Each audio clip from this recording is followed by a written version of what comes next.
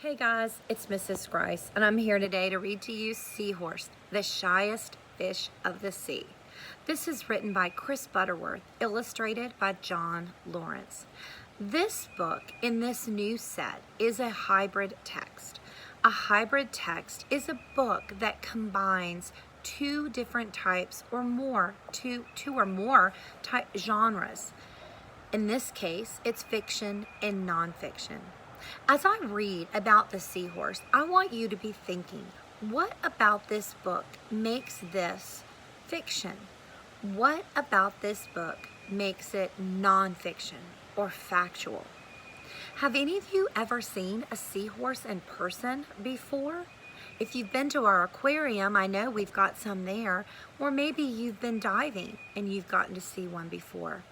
This will give us a lot of good new information and maybe remind you of some things that you already knew about seahorses.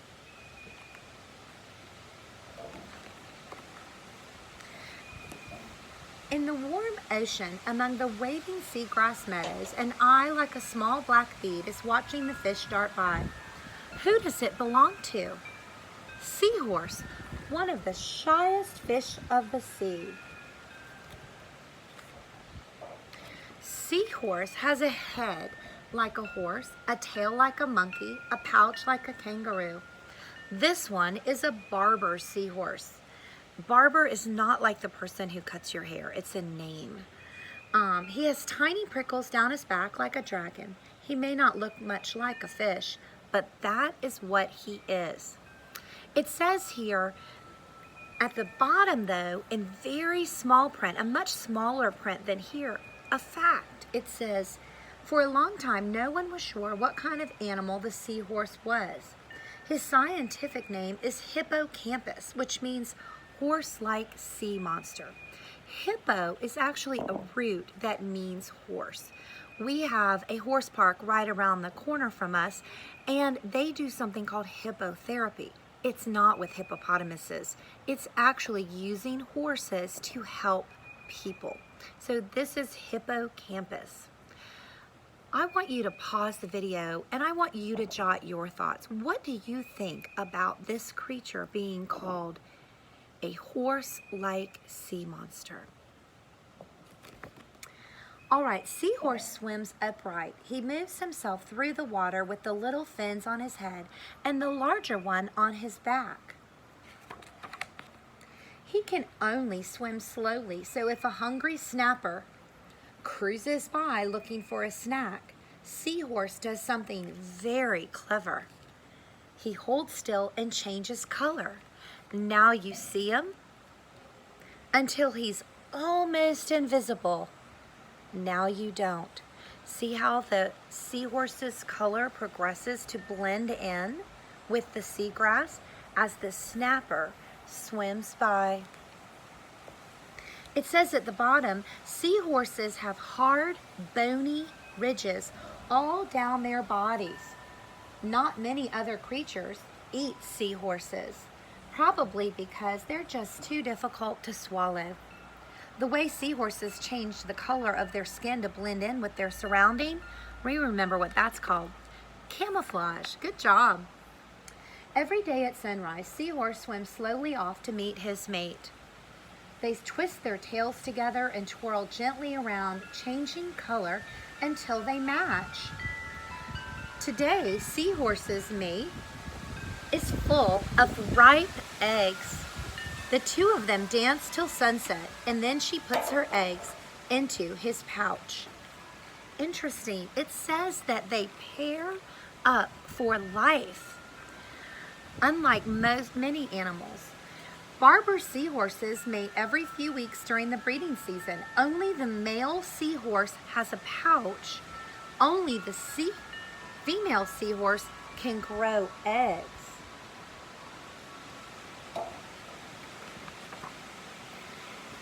Seahorse sways about to get the eggs settled in, then seals his pouch shut tight. Seahorse are the only male fish to get pregnant like this, growing their young inside their own bodies. That is such a fun fact. Wow. Safe inside, the dots in the eggs begin to grow into baby seahorses. They break out of their eggs and keep on growing, every one with a head like a tiny horse and a tail like a tiny monkey. A few weeks later, Seahorse finds a quiet place to hide among the corals. It's time for the babies to be born. He works hard all day and through the night, bending, squeezing, and pushing, shooting hundreds of babies out of his pouch. Wow, I would love to see that. So now the seahorse is like an acrobat.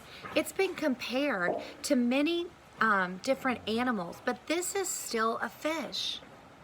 What I want you right now to stop and jot your thoughts. What are some ways the seahorse is different from other fish? Fun fact, barber seahorses can have up to 200 to 300 babies.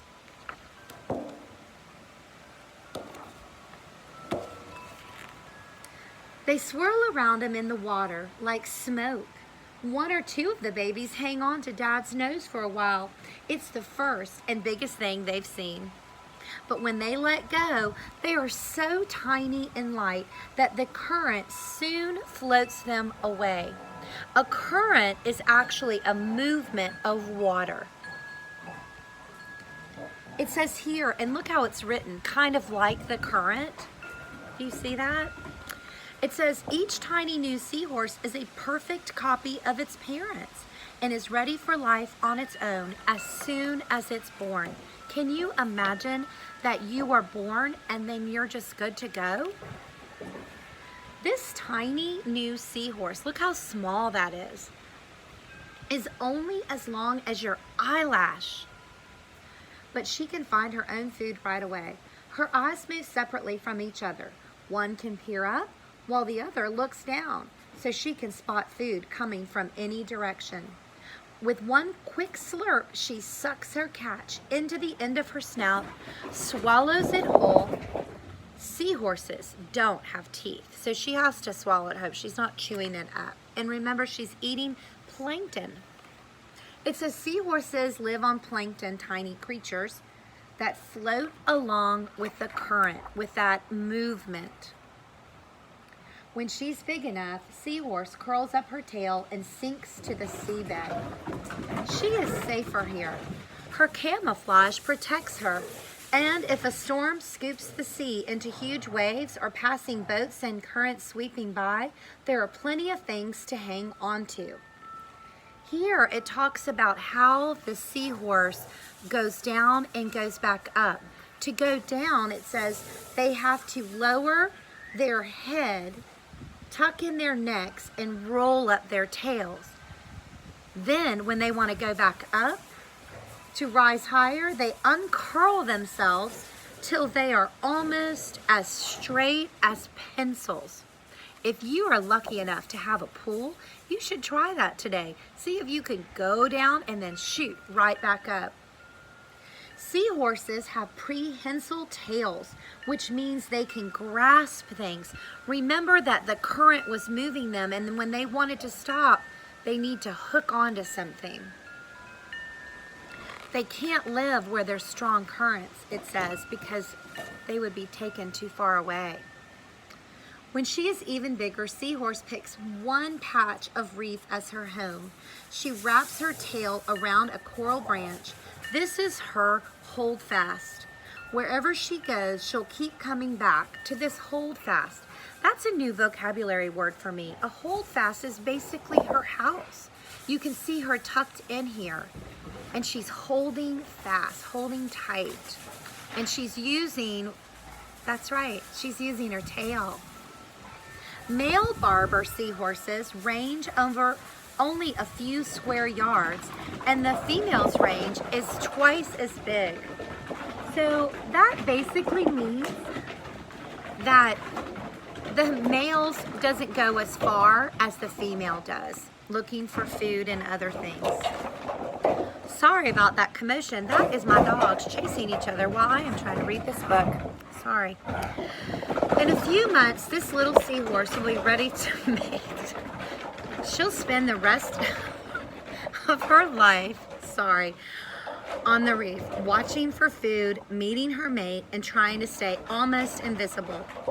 It says down here, a fun fact, Barber seahorses can mate by the age of 6 months and are fully grown at only 1 year. They are completely grown. Who's that peering from the coral? Shh, it's a seahorse. I want to point out, since I've just finished the book, that this has one of our nonfiction text features that we've talked about earlier in the year, an index. If I want to know something, let's say, about its eyes, I know I can go to page 20. If I want to know something about swimming, there's pages 9 to 10. It gives me information about the author and also about the illustrator. One interesting fact that it gives us is why maybe this author wrote this. Remember, we always talk about what was the author's purpose, and it's saying that the seahorses in this book are Barber seahorses. In the very beginning, you can see they're all different types. He chose to write only about the Barber seahorse, which makes me think that they don't always behave exactly the same. Marine zoologists think there are 35 seahorse species, but they may still find others. Many kinds of seahorses need protecting. Millions die each year when they're taken from the seas to be sold and when humans disturb the quiet waters where they live. Thank you guys so much for listening to this book, for putting up with my dogs running around me while I was trying to read the book. Before you go, though, I want you to stop and jot one more thing. I want you to think about what was the message that the author wanted to share with the reader. I can think of about 2 or 3 messages that Chris Butterworth wanted us to take away when we listened to Seahorse, the shyest fish of the sea. Thanks, guys.